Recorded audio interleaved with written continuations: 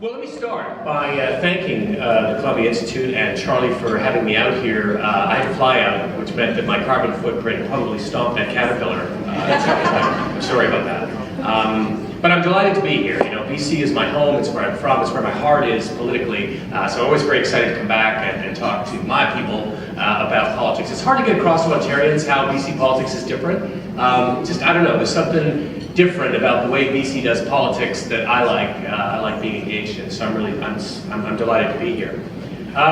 Okay, I've got a presentation, it's not too long, but really I want this to be about you, and I want you to drive the content. So I got some stuff I'm going to yak about, but then after that, if you're like, whatever, and you want to talk about what you want to talk about, then that's what I want to talk about. So when we get to that, you can just hit me up with any questions that you want, all right? If you want to, because my expertise is in what I like to think of as democratization, so the broader process by which we struggle to give democracy substance, of which institutions are a part.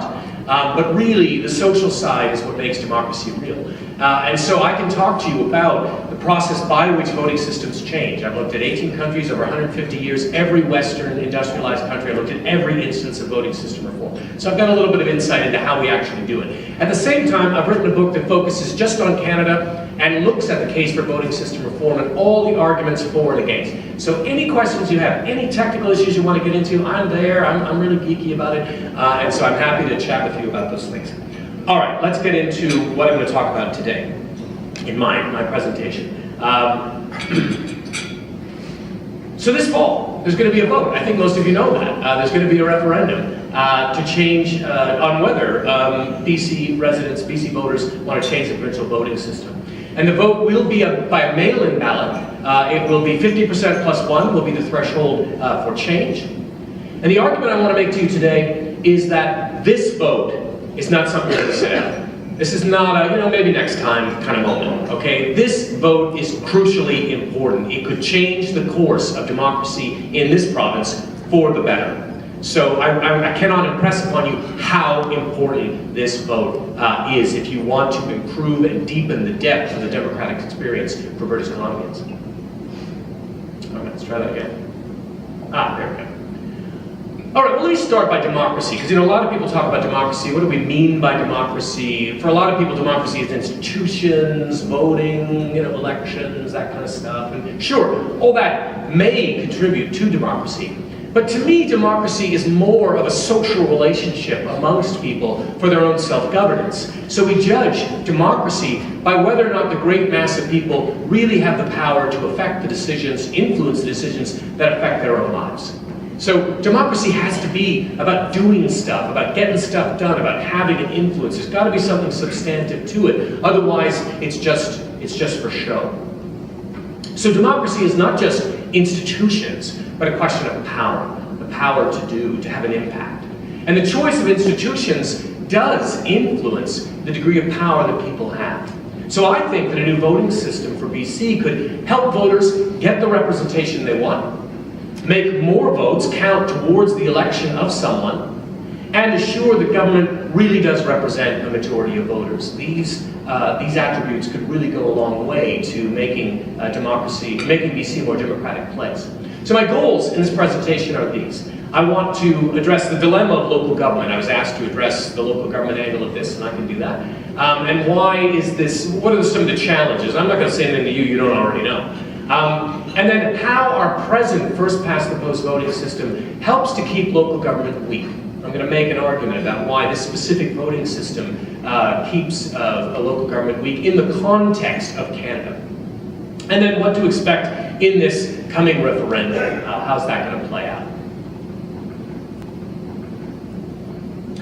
Well, I would suggest, and again, I don't think I'm going to get much argument from you, that the local is where politics lands in the 21st century. The local is the concrete arena of politics. We talk to people about the provincial stage and the federal stage. There's kind of a degree of abstraction. Nobody really lives there. Everybody lives locally.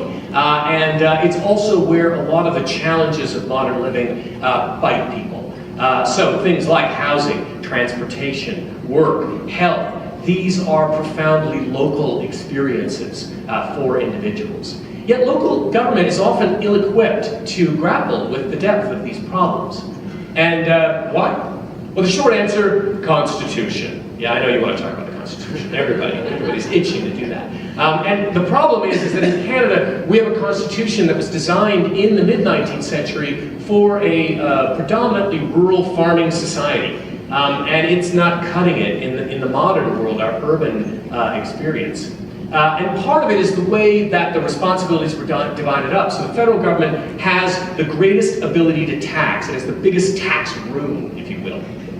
Meanwhile, the responsibility for doing stuff was accorded constitutionally to the provinces. So the feds have got the money, and the provinces have got the responsibility.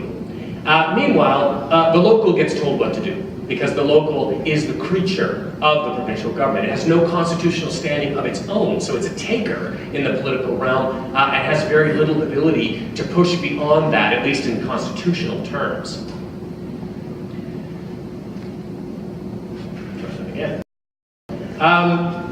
Well, the arrangement doesn't work. And again, I don't think I'm going to get much argument from the people in this room. The local is asked to do too much with too little in the way of resources. But I don't want to suggest that the Constitution determines everything, because constitutions are affected by politics. And you know, the Roll-Sirois Commission, you might remember that commission from your politics classes, in the 1930s did diagnose what the fundamental contradiction of the Confederation arrangement was in the modern world. The feds have the money, and the provinces have the responsibilities. And in the post-World War II era, they were able to work out a political change that got around some of the constitutional limits. Some of them involved constitutional change, but not all of them. And so the idea that politics is limited by constitutions is not entirely true. But having said that, the power imbalance between provincial and local governments across Canada, not just in British Columbia, has remained stubbornly unequal, despite changing politics at other levels of government. So again, why? Why do we see this relationship persist? And here I would argue that institutions can be important in responding to a certain, or reproducing a certain kind of politics. So why does first past the post help to keep local government weak? Well, again, I don't think it's a surprise to tell you that politics is about coalitions. And local government, you regularly see very interesting, sometimes bizarre, coalitions of people coming together to get things done. People that you wouldn't expect. I mean, strange bedfellows is definitely the expression that we might use for some of the deals that go on. It's, the local is about the hustle, right? You got to put together your group to make something happen, precisely because there aren't provincial parties often organizing things at the front of the house. They're in the background, but they're not in people's faces, with places like Vancouver being an exception with its quasi-party system. Provincial parties are also coalitions. Again, I don't think that's anything new to you, but there are different interests within a party. Now, first past the post creates the conditions for what we call minimum winning coalitions. It allows minimum winning coalitions to govern, and it does this because to win control, 100% control of the ability to have policy go through, you need only get 40 to 45% of the popular vote, typically, to get a legislative majority government. Sometimes you get less. Liberals under Trudeau got 38.5% of the popular vote. They got 65% of the seats. Sometimes you can get more. I mean, the New Democrats in this province got 45% of the vote. I think in 1983 didn't win. Right? The Soviets got more. So again, these are tendencies. What this does is it leads to parties that can be very narrow coalitions. And in fact, there are incentives to keep people out of those coalitions, precisely so that those coalitions can reward the people that they owe things to. These narrow party coalitions, not surprisingly, lack accountability. They lack accountability externally to the majority of people who are not a part of the governing coalition. And they lack accountability internally. You'll often hear people say that the great benefit of first past the post is that it's so accountable. But it's not actually. When you look at what happens in first past the post, this accountability argument doesn't make any sense. Even governing coalition members are often taken for granted in first past the post because the minimum winning coalition can take them for granted.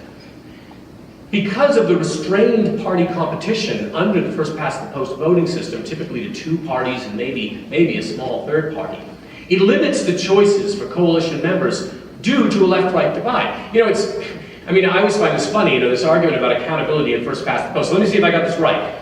I wanted a right-wing party to govern, and they didn't do what I wanted, so my accountability is to vote for the left-wing party.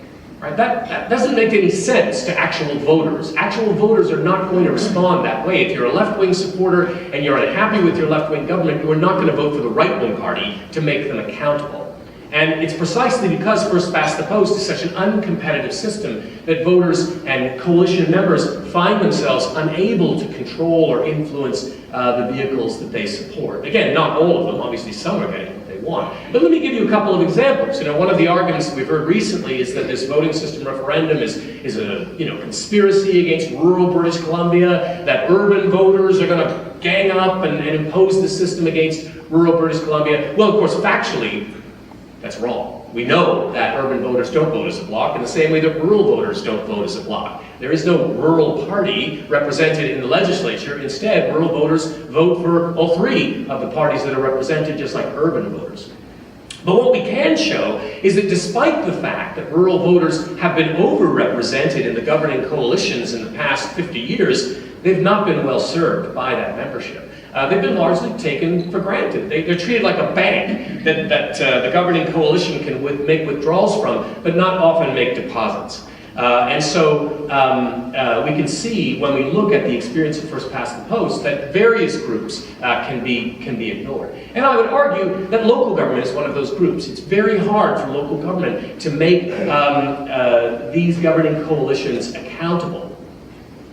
Now, in terms of changing that relationship between local government and the provincial government, often people will focus on individuals, and I don't want to undermine that idea that individual connections matter, but folks, we had two mayors of our major city as premiers, and I don't think it was sunshine and lollipops for urban government, right? Despite the fact that those mayors obviously knew the challenges that local government were facing, they were not able to fundamentally alter the relationship between local government and the province. So it's clearly not just about the individuals. There's something more systemic in this relationship. So what we need to do is we have to change how politics might affect the institutional relationship between the two levels of government, or vice versa, how a change in institutions might help us to change that politics. And I would argue that a new voting system would help us do this. A new voting system would help us do this by improving the representation of the province and requiring a broader coalition. Part of what happens in proportional voting systems is that the members of coalitions have to be attended to because they've got options. Right? They don't have to stick with you. They can support someone else to be in the coalition government. So it's not so easy to take those members for granted. And improving political competition means that they really do have choices that make sense to them. I'll give you an example. In the 1990s, the Swedish Social Democratic Party, which had ruled Sweden for most of the post-war period, responsible for its quite dynamic and extensive welfare state, was starting to move towards the center under pressure of neoliberalism and international trade issues. The public wasn't happy. But unlike here, where voters would basically just have to sit on their hands or hold their nose and continue to support that party, they had options in Sweden. And a significant number decided to move their support to the party that was to the left of the Social Democrats. The Social Democrats got the message. They got the message that they couldn't take those voters for granted. They couldn't get elected on the backs of one group of voters and decide to serve a different group of voters. In that system, the voters and the members of that coalition had real accountability options. Now, a related bonus, of course, for those of you who have extensive experience in local government is that you know that often one group doesn't have all the answers, doesn't have all the insights that might be relevant to remaking the polity. And a key lesson from local government is that there can be cooperation across the political divide, but you can't do that under first past the post. Under first past the post, you cannot admit that your opponents have any good ideas, because in every single riding you are fighting a to-the-death fight with that other party. So you can't be generous, you can't be magnanimous, you can't be dignified in your relations. You have to fight them, and this is something that changes in proportional systems. All right, I want to talk a little bit about what this referendum might look like. What might we anticipate? Now, of course, in a perfect world, the referendum would be a campaign about getting information to people, the information that they need to make this decision. And there are just some basic things that people need to know. What's the issue? What exactly is the referendum about? Why does it matter? Why should I pay attention to this? Why are you asking me as a voter to engage in this? What is the nature of the specific decision that I am expected to make? How am I going to look at this and decide? And how should anyone prepare to answer it? These, I think, are the key questions. But of course, if the past is anything to go on, the campaign will not be about giving voters information. It will be a huge gong show of disinformation. That's what we're going to see. Garbage arguments.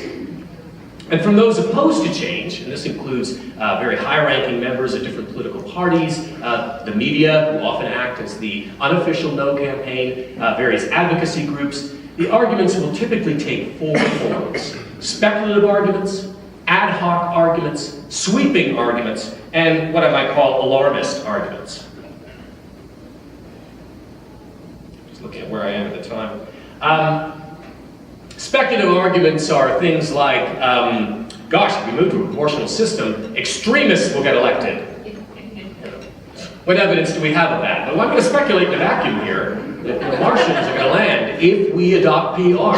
Ad hoc arguments are arguments that take one example of something and try to use that as a general truth. Germany had difficulty forming their government in the last election this last fall. Gosh, PR would be a bad idea.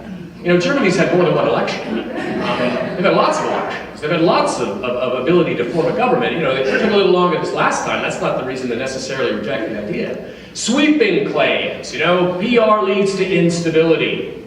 Not really defining what instability is. Not really looking at empirical examples of what happens in countries that are comparable to Canada. So, not Israel. Right? We're not facing kind of Israeli situations. Even Italy, not really like Canada. So we look at comparable examples over a period of time to see what the general trends are. And then, of course, alarmist ideas, right? A certain left-wing advocate, who shall be nameless, suggests that if BC were to shift to PR, we would see extremists elected like in Germany. Right? This last German election saw a party elected that many people were concerned about.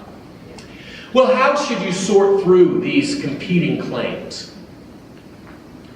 Well, you can just take my word for it. They're lousy. They're bad, right? PR's good. Vote for it. Look, I've studied this question for about 3 decades. I've looked at the experience of using different voting systems across Western countries over the last century. There's a lot of evidence about the kinds of results that are typically produced under different voting systems. And to me, the key questions that you need to ask yourself in making this decision is, should every vote count?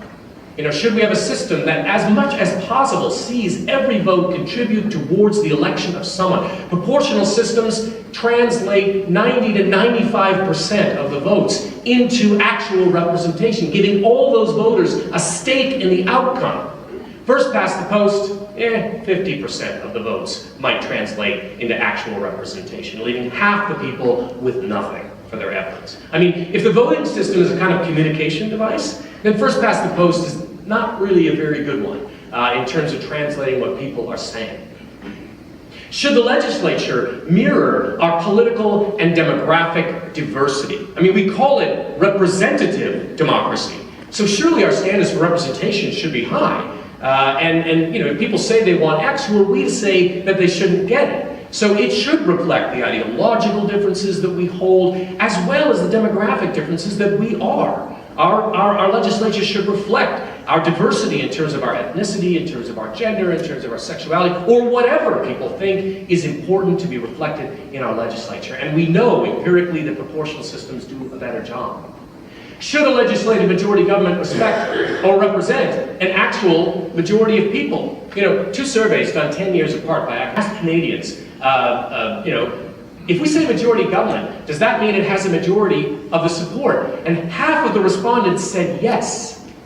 Half of the people responding thought that when you say majority government over and over and over again, it really does mean the majority of people support that government. Even though I think the people in this audience probably know that it is almost never the case that a majority government actually represents a majority of the people. Now again, our nameless left-wing advocate says, if we go to this kind of system, then a party like the New Democrats will never have influence, they'll never have power, they'll never be able to do anything.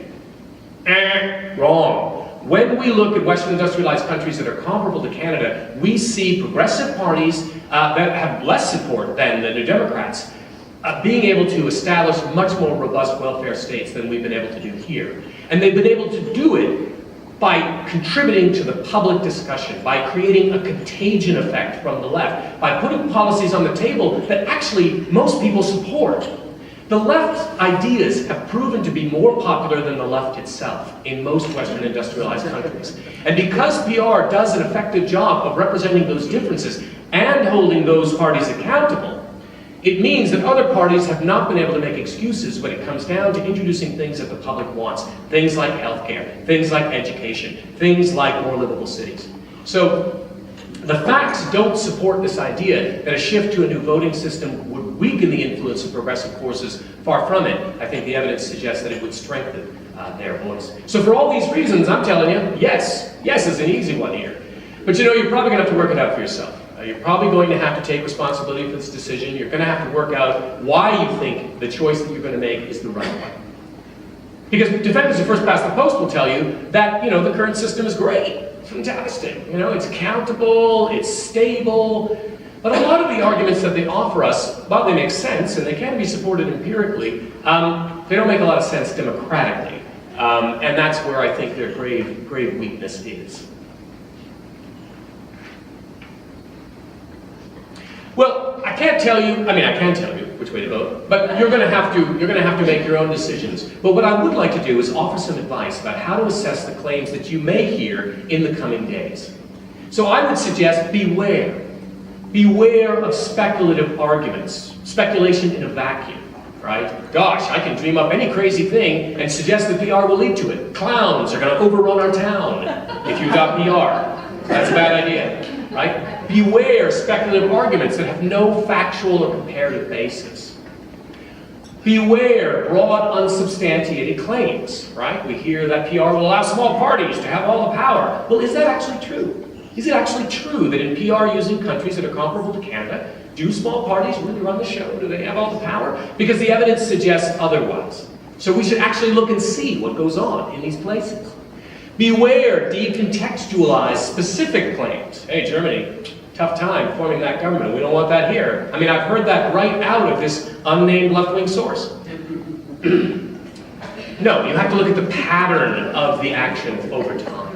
And avoid general claims about how voting systems work in other countries. Single transferable vote, kind of confusing. I don't know, I don't think we want that system. Well, I don't know. The Irish have used the system for 100 years, and they produce fewer spoiled ballots in voting than we do, which suggests that the people understand how to use the system. No, they don't understand how the transferring mechanism works, but people don't understand how Justin Trudeau turned 38% of the popular vote into 65% of the seats in this country. And that's supposed to be the simple system, right? So voters nowhere understand the mechanics of voting systems, but they do understand how to use the systems to get the results that they want. And that's what voters need to understand to make a decision in this referendum. The facts are these. Voting systems work in all countries. In all Western countries, you know, again, looking at ones that are comparable to Canada, they work. The question is, can they work better? That's the question that we want to ask in this coming referendum. Could a new voting system work better for British Columbians to help them get the results that they want? And for all sorts of reasons, I think the answer is overwhelmingly yes. But as I've argued here, there is a particular angle as concerns local government. Specifically, the need for broader provincial governing coalitions and the greater competition fostered by a new voting system, I think, would be really good for local government. It would really increase the purchase of local government. It would allow local government to get its issues on the table and prevent them from being pushed off the table by these minimum winning coalitions. All right, enough of my presentation. At this point, I would like to open it up to anything that you want to talk about, anything that you have questions about.